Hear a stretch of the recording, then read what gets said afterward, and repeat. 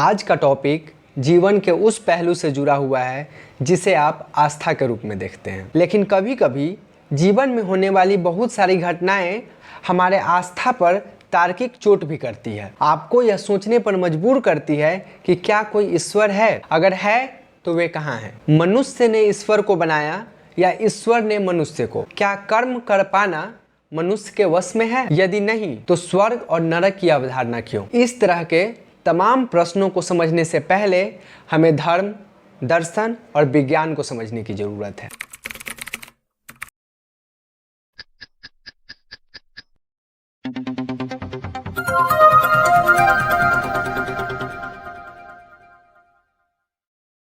एक बार पूरी दुनिया के धर्म के इतिहास को देखें तो हम पाते हैं कि बहुत मुश्किल प्रश्नों का आसान जवाब आस्था, ईश्वर, नरक, स्वर्ग आदि है। जैसे एक प्रश्न को देखें, दुनिया किसने बनाया? एक धार्मिक व्यक्ति का जवाब होगा ईश्वर, जो कि एक आसान जवाब है। जबकि एक विज्ञानवादी इसे बिग बैंग थ्योरी से लेकर डार्विन की इवोल्यूशन के सिद्धांत की बात करेगा, जो कि एक कॉम्प्लेक्स आंसर है। इस तरह कुछ चीज़ों जिसकी डिस्कवरी अभी तक नहीं हो पाई है, उसका उत्तर विज्ञान के पास नहीं है, जबकि धर्म के पास हर क्वेश्चन का आंसर है। आस्तिकों के अनुसार हर क्वेश्चन का आंसर मिल जाने से उसके मन में क्लैरिटी है, उसके मन के उलझन दूर हो जाती है, जो उसे खुशी प्रदान करती है। जीवन का सर्वश्रेष्ठ मूल्य खुशी ही तो है, तो अगर उसे ईश्वर को मानने से वह खुशी मिलती है तो वह उसे क्यों न माने? जबकि नास्तिकों का यह मानना है कि इस सब प्रश्नों का उत्तर ईश्वर की लीला मानकर इंसान अपनी जिज्ञासा को मार देता है। वह तार्किक आधार पर सोच नहीं पाता, उसकी सोचने की शक्ति कुंद पड़ जाती है। दोस्तों, धर्म प्राचीन समय से ही लोगों के जीवन का विभिन्न हिस्सा रहा है। प्राकृतिक आपदाओं को वे धर्म से जोड़ कर देखते थे। भूकंप, आंधी, तूफान, सूखा को जहाँ वे भगवान का प्रकोप तो अच्छी बारिशें को वो भगवान का आशीर्वाद मानते थे। दुनिया के हर क्षेत्र में विभिन्न धर्मों का प्रसार हुआ। जो व्यक्ति उस धर्म तथा ईश्वर को नहीं मानते थे वे नास्तिक कहलाए। भारतीय परंपरा में जो मुख्यतः वेदों को नहीं मानते थे उसे नास्तिक कहा गया। समय बढ़ने के साथ साथ धर्मों में रूढ़िवादिता बढ़ी तथा प्रचलित मान्यताओं को तोड़ते हुए वैज्ञानिक चेतना का विकास हुआ। इसके परिणाम स्वरूप आस्तिकों तथा नास्तिकों के बीच टकराहट की शुरुआत हुई। प्राचीन समय में एपिक्यूरियस से लेकर चार्वाक जैसे नास्तिक दर्शन हुए, जिसने ईश्वर के अस्तित्व पर उंगली उठाया। अरस्तु को तो इसके विरोध में जहर देकर मार दिया गया। आगे आर्यभट्ट ने भी ग्रहण लगने का कारण राहु केतु नहीं बल्कि ग्रहों की छाया को बताया। उसने यह भी कहा कि ये घटनाएं भौतिक है तथा इसका ईश्वरीय ताकत से कोई ताल्लुक नहीं है। कोपरनिकस की खोजों ने बाइबल पर भी प्रश्न चिन्ह खड़े कर दिए। बाइबल में इस यूनिवर्स के केंद्र के रूप में पृथ्वी को दिखाया गया था। इसके अलावा बाइबल की पृथ्वी स्थिर तथा सूर्य घूमती है की अवधारणा को गैलीलियो ने खारिज कर दिया, जिस कारण गैलीलियो का धार्मिक लोगों द्वारा विरोध किया गया। ब्रूनो जैसे वैज्ञानिकों को तो धर्म के विरोध के कारण 1600 ईस्वी में रोम में चौराहे पर खड़ा करके जिंदा जला दिया गया। डार्विन की ह्यूमन डेवलपमेंट की थ्योरी ने तो इस क्षेत्र में क्रांति ही ला दी, जिसने इंसान के विकास का आधार प्राकृतिक चयन यानी नेचुरल सिलेक्शन को बताया। इस तरह डार्विन ने इंसान के विकास में ईश्वर को पूर्णतः खारिज कर दिया। इस सिद्धांत से धर्म पर खतरे को देखते हुए अमेरिका के कुछ स्टेट में इवोल्यूशन की थ्योरी पर सवाल उठाए जा रहे हैं। भारत में भी वर्तमान सरकार ने एनसीईआरटी के किताबों से डार्विन थ्योरी को हटा दिया है। इस कोशिशों के बावजूद आज की ग्लोबलाइज्ड दुनिया में लोगों को इस ज्ञान से दूर नहीं रखा जा सकता। इस ज्ञान के कारण आज 21वीं सदी में ऐसा पहली बार हुआ है कि आपकी ज्ञान और आपकी आस्था दोनों एक दूसरे के अपोजिट है और दोनों विचार आप ही के अंदर है। कुछ मामलों में धर्म की सामाजिक उपयोगिता शानदार रही है। धर्म के द्वारा एक बड़े समूह के बीच जुड़ाव महसूस होता है। एक साथ लंगर आदि में बैठकर खाने से समानता की भाव में वृद्धि होती है, परंतु यही सामाजिक एकता कभी कभी दंगे या मॉब लिंचिंग का रूप भी ले लेती है। अगर धर्म संस्कारों के स्तर पर नैतिक होना सिखाए तो धार्मिक व्यक्ति के नैतिक होने की संभावना ज्यादा है। उदाहरण स्वरूप एक जैन व्यक्ति को क्लियरली नॉनवेज खाने से मना किया गया है। अब आप उसे कितना भी तर्क दे दें, आप उसे कन्विंस नहीं कर पाएंगे। क्योंकि उसे बचपन से दिए जा रहे धार्मिक संस्कार इतने मजबूत हैं कि आपके द्वारा दिया जा रहा लालच से उसे कोई फर्क नहीं पड़ेगा। परंतु धर्म के आधार पर नैतिकता के निर्धारण में दिक्कत तब आती है जब आप बकरा काट रहे हैं तो वह इस्लाम में नैतिक हो जाती है, वही जैन में अनैतिक। चेहरा पूरी तरह ढक कर चलना कहीं नैतिकता का चरम स्तर है तो कहीं उसके लिए जेल हो जाती है। इससे यह निष्कर्ष निकलता है कि यदि कोई व्यक्ति आस्तिक है तो यह जरूरी नहीं कि वह नैतिक हो। किसी भी इंसान के नैतिक तथा अनैतिक होने का निर्धारण उसके मान्यता के आधार पर नहीं किया जा सकता। ईश्वर तथा धर्म के नाम पर धंधा करना कभी भी अच्छा नहीं हो सकता। ईश्वर के अस्तित्व को मानने भर से इंसानियत नहीं आ जाती। ईश्वर के अनुसार से तो पूरी दुनिया ईश्वर की संतान है, तो फिर तो सारी दुनिया के लोगों के बीच काले गोरे, ऊंच नीच, धर्म, जाति, नस्ल, अमीरी गरीबी के आधार पर कभी भेदभाव हो ही नहीं सकता। परंतु भारतीय समाज की रियलिटी तो इससे अलग है। सिर्फ विश्व का एक बहुत बड़ा तबका धर्म को फॉलो करता है। इस कारण हम धर्म पर लोगों की भावना की आहत के डर से क्वेश्चन करना ही छोड़ दे तो यह भी तो एक मूर्खता होगी।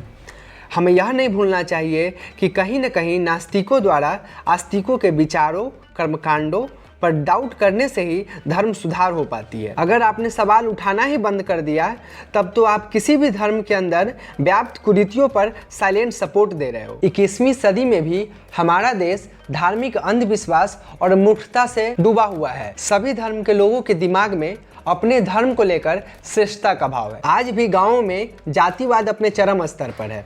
शादी ब्याह में खर्चे बढ़ते जा रहे हैं। मृत्यु भोज में भी लाखों रुपया खर्च किया जा रहा है।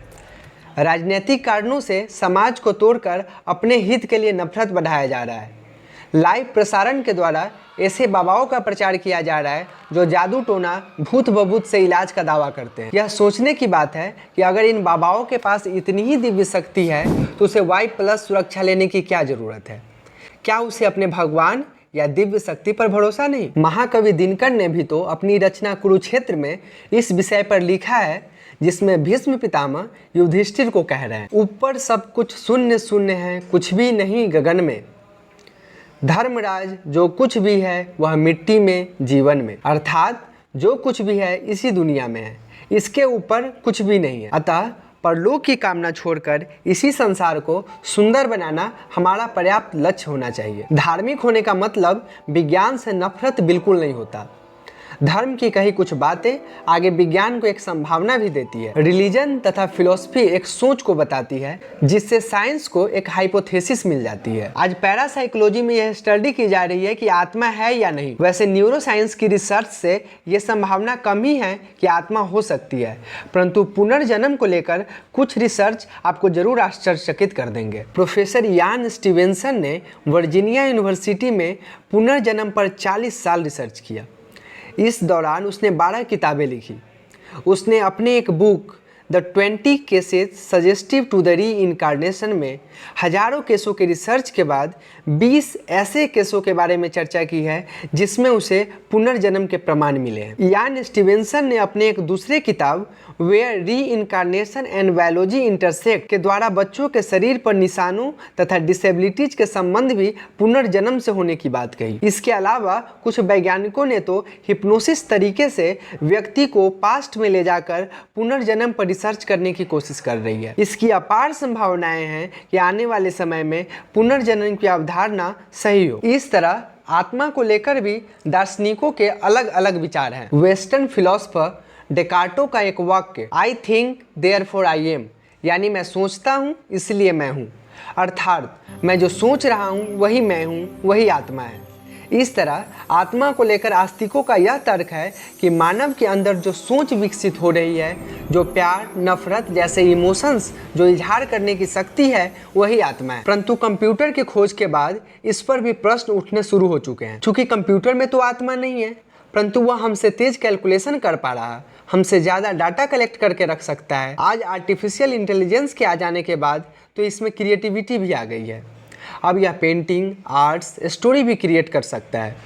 इस तरह जैसे जैसे साइंस तथा टेक्नोलॉजी का विस्तार हो रहा है वैसे वैसे नास्तिकों के तर्क और मजबूत होते जा रहे हैं। आज दुनिया भर में नास्तिकों की संख्या में बढ़ोतरी देखी जा रही है। दुनिया भर में लगभग 70 से 75 करोड़ लोग नास्तिक हैं, जो टोटल पॉपुलेशन का 7% है। इस दशक में यह पॉपुलेशन 10% होने की संभावना है। चाइना के हर 10 में 7 लोग खुद को नास्तिक मानते हैं।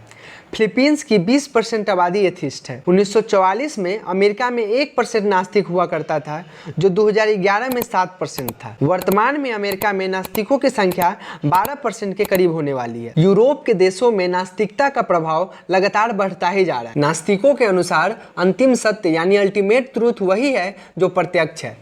बिना प्रमाणित चीजों को आस्था के नाम पर सत्य कहना अपने आप को धोखा देना है। परंतु ज्ञान का मार्ग सिर्फ जो दिखता है वही नहीं हो सकता। डेजर्ट एरिया में दूर दराज देखने पर पानी ही पानी नजर आती है, परंतु वह रेत यानी सैंड के सिवा कुछ नहीं होता।